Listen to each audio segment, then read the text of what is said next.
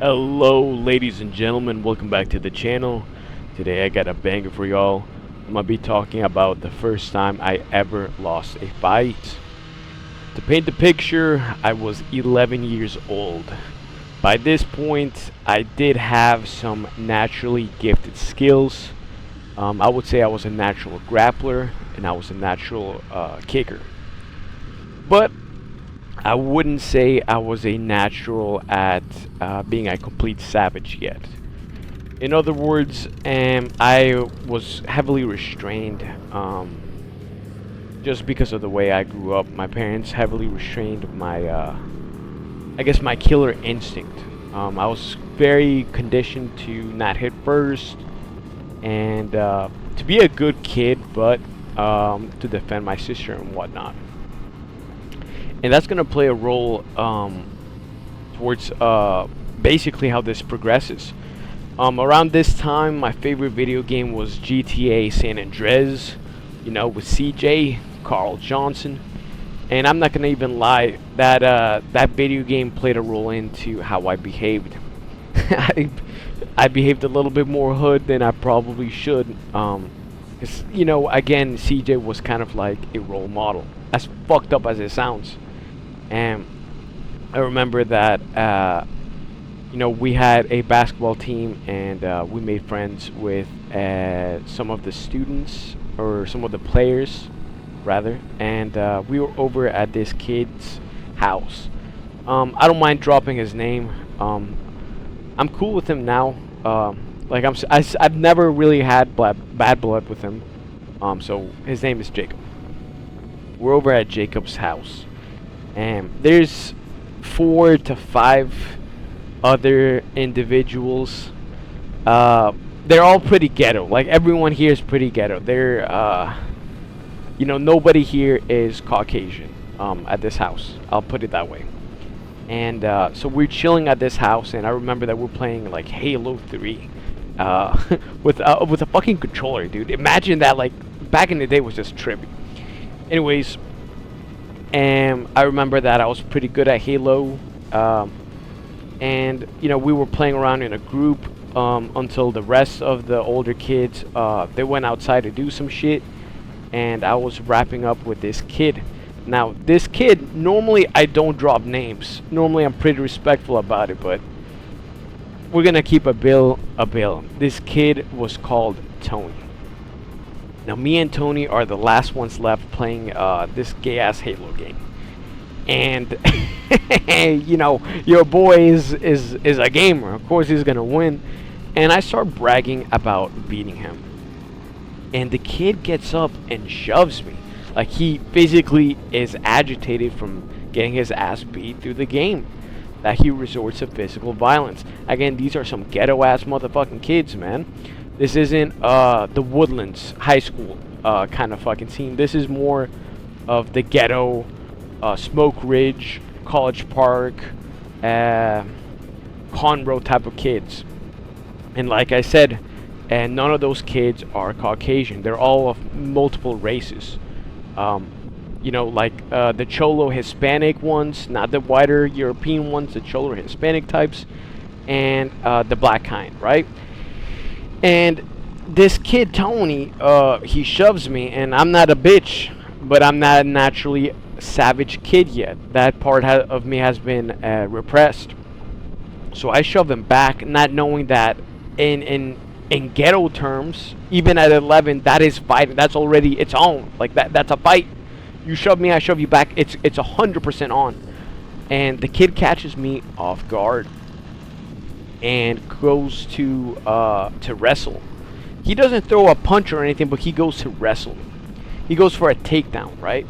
Again, we're in such close quarters that there wasn't any really real way to throw a punch. Maybe an elbow, but we're not fucking UFC fighters, man. So I get caught off guard, and this kid starts trying to wrestle me, trying to fucking take me down. And again, I'm a natural grappler, so I end up catching the kid in a headlock. My body was physically in front of the kid, and the kid's neck was around my left arm. He's facing the ground. It's a weird position. I might put a picture of how that looks here. just so you can have some context. But anyways, I'm telling him, look, I'm gonna let go. I need you to calm down. I need you to calm down. I'm trying to defuse the situation. I'm not capitalizing on the fact that I have him in a good ass position. And it happened instantly, ladies and gentlemen. As soon as I shoved him back, he immediately went for the takedown.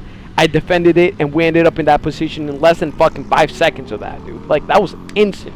And I'm trying to fucking tell this ghetto ass kid to calm his ass down. Anyways, I end up loosening my arm a little bit to release him, and he breaks free, and that's when he goes for another takedown, dude. Except this time it was successful, and we both end up on the ground, and we're wrestling around on the ground for dominant position, a full mount position. And mind you, nobody knows jiu-jitsu and shit during this time. I don't. I sure as shit don't. But we're literally wrestling around. We dropped from the couch that we were on, because he took me down over the couch. And that's actually how he secured the takedown, because the couch acted like a buffer behind my legs, which tripped me over. And then we roll off from the couch to the ground. And we're rolling around in the fucking ground. And mind you, at this point, it is 100% clear that this kid cannot overpower me physically. He is not nearly as gifted and as strong enough to overpower my 11-year-old ass off of this position. But then another motherfucking dude walks in. And mind you, this is a friend of Tony. And he walks in, and it takes me a while to realize who the fuck walks in. At this point, I thought it was like my mom or dad. And so I freeze up like a fucking deer in headlights, because if it's my dad, I already know, because I made a scene at a friend's party, which wasn't like, it wasn't really my friend. My mom was friends with his mom, Jacobs, the owner of the house, and all I know is if I did something wrong, I'm gonna get my ass beat. And so I freeze. I'm like, oh fuck, I made a scene. I'm gonna get my ass beat. But it wasn't my fucking dad. And by the time I realized it was just some random fucking friend of his, Tony had already gotten up. He wasted no time while I hesitated, staring at who the fuck just walked in, to get up and fucking slam my kick on my sternum, on my chest, near probably where your fucking your lungs are really sitting. And he fucking kicks me hard as shit. Mind you, this kid's athletic, right? He's stupid good at basketball. I would say, if I'm being completely fair, he is better at basketball than I was during that time. And he had a mean ass fucking kick to the chest while I'm laying down. And that shit immediately springs me up to my feet. Like, I absorb the kick, I immediately get up to my feet, and that shit winded me. Fortunately, it wasn't the first time I've been winded. I know that it feels like you can't breathe, and it feels actually really scary, because you're like, will I ever breathe? How long could I last like this? But I had experienced what that was like before. And fortunately, I grew up with an older cousin who kicked a soccer ball right at my chest, so I knew what that feeling was like. But what I also knew is that fight's done. Like, at least for the next 30 seconds to a minute, I cannot do very much. I'm in full-on recovery mode. I'm winded. I can't breathe, dude. So I spring up to my feet, and I put the couch between me and him. And my face is obviously showing that I'm in pain. I didn't have a good poker face then, but I wasn't a bitch. Like, I wasn't backing down. I just needed a moment to recover. It became clear to Tony that at that point, my key was gone. I was stunned. There was no way I could continue to fight at that point in time. So if he wanted to capitalize, this is his prime opportunity. But he took it as, hey, I won the fight. Even though the bitch ass dude fucking capitalized on the random person walking in and me freezing and tensing up. Because when we both were at the ground, he had absolutely no advantage. It wasn't a stalemate. I knew I could win that. And anyways, I end up recovering in that fucking minute I was left alone. You know, I remember going downstairs and telling my sister what happened, and she was like, oh fuck. I remember that my sister ended up whispering to my dad what happened. I'm like, don't fucking tell him, he's gonna be pissed. But he made no reaction, so I'm like, oh well, maybe he doesn't give a shit. Maybe because no other adult noticed what happened, I'm good, I'm chilling. But I also remembered feeling I had to get my lick back. This wasn't a fair fight. Like, let's run that shit back. You capitalize on this shit. Let's run that shit back. So I remember I went back upstairs and I went up to the room where they were all congregated in.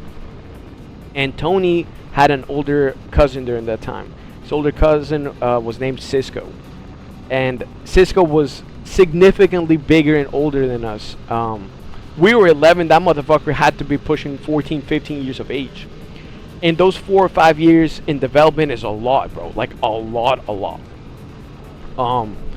And so his older cousin says, nah, bro, you try to fight my little cousin, I'm gonna fight you too. In other words, they weren't gonna give me the 1v1. I was gonna get jumped by him and his older cousin. And you gotta know when to fold them, ladies and gentlemen. I hate to say it. There are certain fights that no matter if you win or lose, you have to take. There are fights that no matter if you're gonna get jumped or not, you have to do it. Purely out of proving that you're willing to fight as a means to an end. But this fight was me looking for another engagement when there was nothing else to really have been gained. Other than obviously me feeling better that I got my 1v1 with no interruptions. And you know, knowing that Cisco was gonna jump me, there was no feasible way that my untrained ass during that time was gonna be able to do that. And it's not like they were picking on me or bullying me or forcing me to prove that I am willing to fight no matter what. They weren't looking for retaliation because in Tony's eyes he won, right? So I tried to bargain with Cisco. I'm like, don't be, let your cousin's my age, let him fucking catch a 1v1. Like, don't be a bitch about it. Let's catch a 1v1. But that motherfucker wasn't having it. He was like, you attack him, I'm gonna attack you. That's just simple as that. And I remember feeling so fucking frustrated. I felt like Vegeta, man. Vegeta when he couldn't do anything against Frieza, man. When Vegeta was crying out of desperation, pleading to Goku to beat Frieza's ass. I didn't cry or anything to save face type shit, but I remember feeling so fucking frustrated that I couldn't get my 1v1. I remember feeling so powerless that there was just no feasible way I was gonna beat a kid older than me and Tony. Tony would have already been a fair match. His older cousin, if it was 1v1 me and against his older cousin, I would have lost that at that. And I remember feeling like I never want to feel this feeling again. And this loss drove me into martial arts. The reason I ended up learning how to fight and went as far as competing, had amateur fights, fought outside my weight class. The reason I became so fucking good at fighting, man. Trained with UFC fighters, have pro fighters who I've beaten on fucking camera type shit. The reason I went this far was because of this L I took. This L motivated me to just level up, to never allow myself to be this powerless again. Never allow that feeling to happen again. And for every single dub I've had subsequently after, I've had also a fair number of licks where I don't get the fight that goes my way. And every time I lose, it forces me to develop. For instance, the first time I lost in college, man, was just one of the more profound experiences I've had. But that is a whole nother story. That's a great fucking story, because that forced so much development when I was college aged and I fought outside my weight class against a man that was 120, 130 pounds heavier, was like 8 inches taller. Like, that fight really pushed me to develop my game, and this fight pushed me to start the game. And the reason why I'm putting those motherfuckers on blast, even though I get 20 views on these kind of videos, are because I want my 1v1, motherfucker. Now, this version of myself, bitch, please, I beat both of yous at the same time, at the same night, back to back, at the same time. Like, right now, I will whoop some motherfucking ass. This version of myself would have never fucking folded to that. This version of myself would have been, let's do it, baby. Sheesh, let's fucking do it, baby. But, again, we all had to start somewhere, and this is the fight that kind of started my MMA journey. And, you know, ironically enough, the more skilled I've gotten, the better I've gotten, the less I look forward to fighting fucking normies, dude. I do believe in karma. I do believe that every time I've given in and fought people who haven't been trained, God reset me back through catastrophic injuries, or through other scenarios. Every time I've given in to my primal urge to beat some ass against someone who doesn't really train, no matter how ghetto or wanna be street tough they are, it never really makes me feel better. It always comes with consequences. So now I'm pretty chill about it. I do everything in my power to not engage on the streets. I always invite people back in my gym because I feel like at that point it's fair play. If I'm giving you gloves, mouthpiece, a coach is there to referee and shit, at that point it's fair play. At that point we're just competing. It's no longer as ghetto as just fucking beating someone up on the streets. And again, these two fucking gentlemen, dude, I outgrew them. I'm taller, I'm heavier, I'm stronger. I've just became a better species than they were. I'm a fucking Saiyan, they're fucking petty humans, in other words. But yeah, ladies and gentlemen, that has been my story about getting my ass whooped for the very first time. It's hard to call it an ass whooping. I did lose, but I didn't get beat. And again, I always say the only reason I lost is because I really thought my dad was going upstairs to see my ass, and ooh, the whooping I would have received if I made a fucking scene, man. So that shit froze me, dog. And that's why I always emphasize, ladies and gentlemen, to not kill the fire. If you become parents or are already parents, don't kill the fire, the primitive fire from your children. Don't burn it out. Let them stay. Let them have that savage part, but just control that savage part. A more savage version of myself wouldn't have given a fuck who the fuck entered, and a more savage version of myself wouldn't have been pleading with the dude to stop when I had him in a headlock. He would have gone in for the kill. Whether that's the way to move forward or not, I do not know. And I would love to say that it's water under the bridge, but honestly, if I saw them in person again, I would probably start some shit. I'm sorry, ladies and gentlemen, but every single time I've taken an L, I've always wanted my rematch. I've always wanted my rematch, man. I'm one of those dudes that, fine, you won. You got the best of me now. You won, but you didn't beat me, but I want my fucking rematch, man. And that's going to take us to the story in college. That story's really fucking good. But this was my 11-year-old, I believe, 4th to 5th grade self. 4th grade.